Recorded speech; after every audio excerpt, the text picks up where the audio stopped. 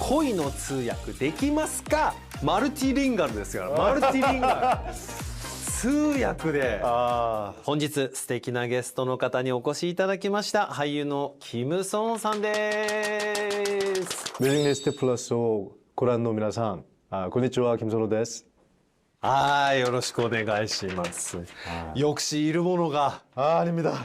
너무 떨려요, 너무 떨려. 이런 거는 진짜 쉽지 않은 것 같아요. もうドラマでね日本語いっぱい喋ってるからもうみんなベラベラだと思ってると思いますけれども、さて今回はファンミーティングのためにお越しいただいたということなんですけれども, 이번 팬미팅 어떤 팬미팅 될 것 같아요? 아무래도 또 오랜만에 팬미팅이기도 하고 또 작품을 여기서 촬영하고 다시 또 팬미팅으로 오다 보니까 그 작품 촬영했던 그 모습들이 굉장히 생각이 나더라고요. 그리고 또 팬분들도 이사랑 통역대나를 보시고 또 만나는 거기 때문에 조금 더 뭐랄까 더 좋아해 주시지 않을까, 그 작품에 대해서 궁금한 점이 많지 않을까. 그래서 저를 만나는 팬미팅, 그러니까 팬분들과 함께하는 팬미팅이기도 하고 또 작품에 대해서 얘기도 하고 얘기할 것들이 많을 것 같은 또 네, 새로운 팬미팅이 될 것 같습니다.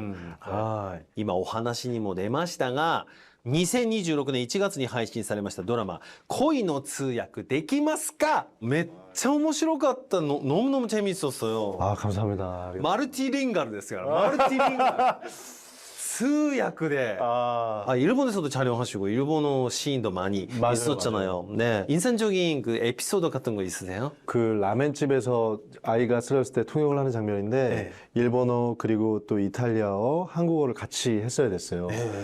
물론 한 번에 이렇게 잘 끝냈지만 와 진짜 몇 개월 동안 연습했던 기억이 납니다. 이야, 아직도 일본어 많이 할 줄 아세요? 아니요, 그 대사들만 기억이 나는데 네. 제가 만약에 여기서 섣불리 네 기억납니다라고 하면 시키실까봐 절대. 그런 사람이 아닙니다. 그렇습니까? 촬영 재밌었어요, 일본에서는. 너무 좋았어요. 그리고 진짜 특별했던 게 제가 왜 일본 오는 게 설레었냐면 네.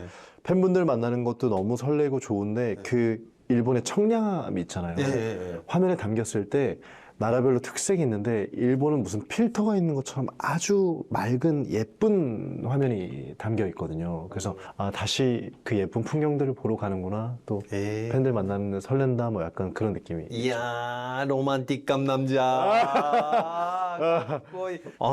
俳優として今ねもう活躍されていらっしゃるわけですけども, 배우의 관심이 어떻게 생기는지 뭐 일로서 하고 싶은 생각이 어떻게? 처음에는 제가 배우에 관심이 있었던 건 아니고 고등학생 때 친구가 어떤 연기 학원, 그러니까 그런 데 가보겠다고 해서 따라갔던 것 같아요. 네. 그런데 그거를 대본을 읽고 누군가 저를 바라봐주는 그 기분들이 나쁘지 않았던 것 같아요. 한국에서는 그걸 뭐라고 주목받는 걸 좋아하는 사람이 있어요. 근데 저는 아닐 거라고 생각했는데 제가 그렇더라고요. 근데 그게 앞에 나가서 제가 아닌 그 대사를 하고 있는 게 굉장히 용기가 필요했고 처음엔 쉽지 않았어요. 그걸 한다는 게, 이겨낸다는 게 저 스스로 어떤 무언가를 뭐 틀 안에서 벗어나는 느낌? 그런 걸 계속 시도하다 보니까 희열이 느껴졌던 것 같고 그렇게 차근차근 한 발 한 발 시작했던 것 같습니다. 네네. 원래 그 많은 작품이 뭐 오다가 오시잖아요. 그때는 작품 선택을 하실 때는 어떤 포인트로 선택하십니까? 물론 작품 전체가 재밌어야겠지만 그 중에서도 그 인물의, 그러니까 제가 맡고자 저한테 온 배역이 서사가 없으면 조금 한 발 떨어지는 것 같아요. 그러니까 그 인물이 설명이 안 된다? 이해가 안 됐을 때, 그러니까 이 인물의 행동이 어떤 이유에서든 좀 따뜻한 마음으로, 악역이라도 제가 저렇게 되는 이유가 있구나, 저 사람만의 본질이 있구나가 있어야만 그 대본에 끌리는 것 같아요. 그래서 악역이든 선역이든 그런 건 상관이 없고 그 인물의 서사가 반드시 좀 있어야 된다고 생각합니다. 네, すごいな。5월부터 네네. 바라에티 프로그램이 본줄 판치 예. 시작했는데 드라마에 출연한 배우로서 하는 일이나 이렇게 예능 프로에 출연하는 뭔가 느낌 차이 같은 건 있습니까? 너무너무 달라요. 왜냐면 이 예능이라는 건 배우 김선호 혹은 사람 김선호로 서 있어야 되잖아요. 그러니까 카메라, 현장, 그리고 또 여기 같이 하는 출연진들, 스태프분들 적응 시간이 좀 많이 필요한 것 같아요. 성향이 다 있겠지만 저는 예능 앞에서 밝은 모습을 끌어내기까지가 조금 이렇게 걸리는 것 같아요. 그래서 이번 촬영도 1차 촬영과 2차 촬영으로 나눠지는데 네. 1차의 모습과 2차가 좀 다르긴 해요. 그 작가님들도 그렇게 얘기하더라고요. 첫째 날은 말이 없고 둘째 날은 말을 좀 더 하기 시작하다가 2차에선 다른 사람이 왔다고 할 정도로, 물론 다른 사람들보다 빨리 편해지는 건 있는데 그 예능이라는 게 그 적응이 좀 시간이 필요한 것 같습니다. 이 프로그램은 뮤직 리스트라는 네네네. 프로그램인데 특히 한국 영화 드라마의 OST에 주목한 프로그램입니다. 네네. 배우로서 생각하실 때 그 OST의 역할이나 매력은 어떤 부분이라고 생각하세요? 작가님의 의도와 연출자의 의도를 아주 명확하고 선명하게 해주는 게 OST라고 생각해요. 그러니까 배우가 연기를 함에 있어서 다양한 감정을 표현해놓고 또 시청자들은 그걸 여러 방면으로 해석을 하죠.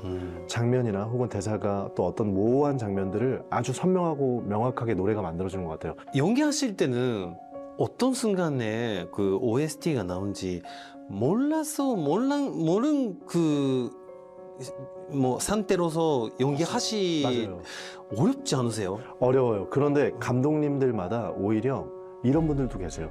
촬영 씬 들어가기 전에 내가 생각하는, 물론 그 음악은 아니겠지만 지금 이 분위기에 내가 생각하는 음악을 틀어주시는 감독님도 계세요. 그래요? 네, 그런 감독님도 계세요. 네, 그래서 이게 그만큼 작품의 음악의 힘이 아주 대단하다라는 거를 알고 있어요. 근데 물론 이런 연기할 때 음악이 어떻게 들어갈지는 모르죠. 그래서 감독님들과 얘기를 많이 하는 것 같아요. 어떤 장면으로 연출하고 싶은지, 위트가 있고 또 슬프고 또 어떤 감동이 있는 건지. 그러면 여지없이 그 감독님의 말씀대로 이번 감동이 형 아주 웅장하고 감동적인 음악이 나오고 그런 것 같아요.